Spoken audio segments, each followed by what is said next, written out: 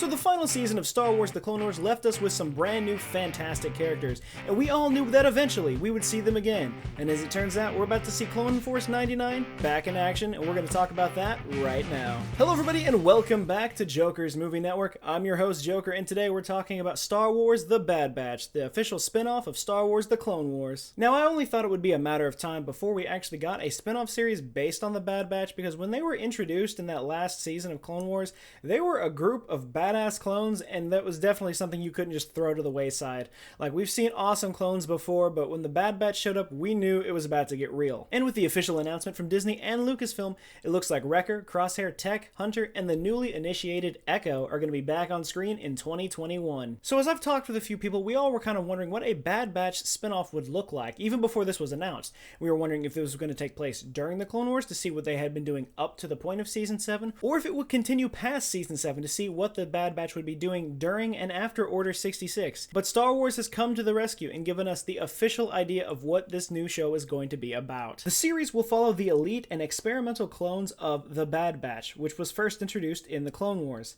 as they find their way in a rapidly changing galaxy in the immediate aftermath of the Clone War. Members of Bad Batch, a unique squad of clones who vary genetically from their brothers in the Clone Army, each possess a singular exceptional skill, which makes them extraordinarily effective soldiers and a formidable crew. In the post-Clone War era, they will take on daring mercenary missions as they struggle to stay afloat and find new purpose. So right off the bat, we know it is post-66, which leaves a bunch of doors open for all of the theories to fly in, because I have my own personal theories as to what's going on and why the Bad Batch seems to not be a part of the Empire besides the bare obvious. Firstly, I guess it would make sense that the Empire wouldn't want defective clones in their military because they're defective and they have minds of their own, and they don't seem like they can be controlled as well as the clones they already have that went over during Order 66. But part of me always thought about something, and it was right after we find Echo in Season 7. You know, he's been beat up, he's been torn apart, he's been used by the Federation to try to hunt down and destroy all these clones. But when you think about it, I wonder if during that whole time of transitioning between becoming part machine, I wonder if it fried the chip in his brain, or if they figured it out and took it out already.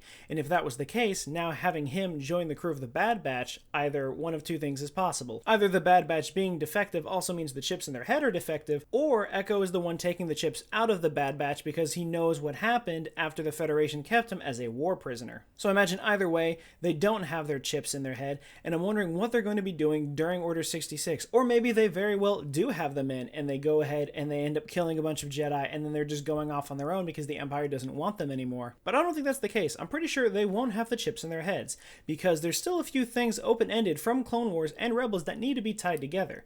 Now, I know, the shows are years apart, why do they have to be connected? But check this out. As we know from Star Wars Rebels, later on in the series we do get reintroduced to some of the clones we saw in Clone Wars, including Rex, Wolf, and Gregor, all of which had their chips removed.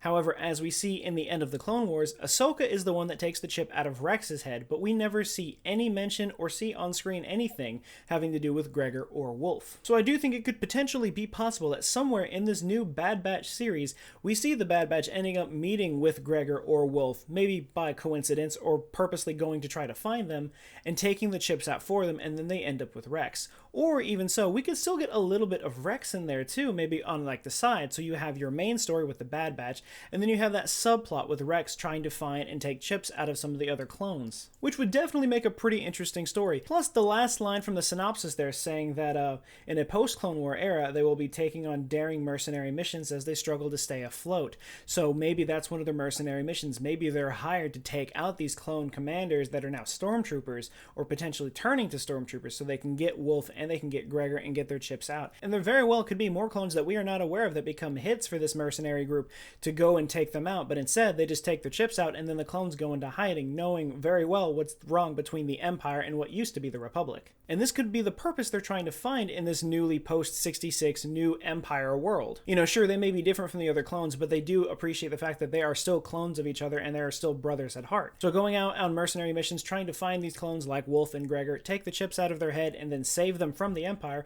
that may be the new purpose they have.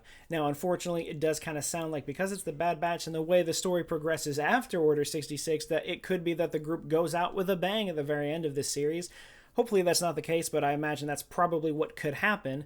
But either way, it sounds like it's going to be a fantastic spinoff, and definitely one that I know a lot of fans are wanting. But what are your thoughts on this announcement of Star Wars The Bad Batch? Did you like the Clone Wars? Did you like The Bad Batch when they were first announced? Do you want to see more of them? Or do you think we should leave the Clone Wars in the past and move on to a brand new series not based off the era we already have established? Let me know in the comments down below. I want to talk about it. But until we get any more news on Star Wars The Bad Batch, which releases on Disney Plus in 2021, that is going to be it for this video, guys. Remember, if you like what you saw, be sure to leave a like, comment, and subscribe. Let me know in the comments down below if you want to see more movie news videos or if you'd like to see anything else. But until then, and as always, I will see you guys next time.